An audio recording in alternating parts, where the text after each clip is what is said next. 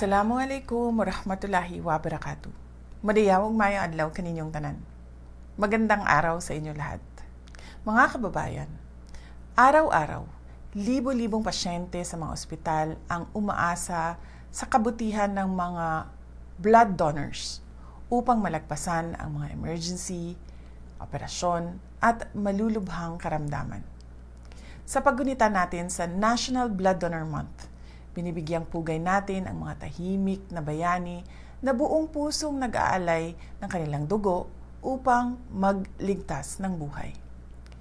Sa inyong pagtugon, nagbibigay kayo ng pag-asa at bagong lakas sa mga pamilya sa gitna ng kanilang pinakamahirap na pagsubok. Upang makibahagi sa misyong ito, narito ang mga simpleng hakbang na maaari nating gawin. Una, alamin kung kwalipikadong mag-donate. Bukas ito sa mga individual na may edad 18 hanggang 65 taong gulang.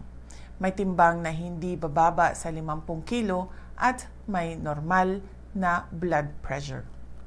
Pangalawa, ihanda ang katawan. Siguraduhin may sapat na tulog, uminom ng maraming tubig at kumain ng magaan bago mag-donate ng dugo. At pangatlo, magtungo sa mga opisyal na donation sites. Maaari kayong makipag-ugnayan sa inyong lokal na barangay para sa mga mobile blood drive-in walk-in sa mga pinakamalapit na pasilidad gaya ng blood centers ng iba't ibang hospital at Philippine Red Cross. Ang isang bag ng dugo ay kayang magligtas ng hanggang 3 buhay.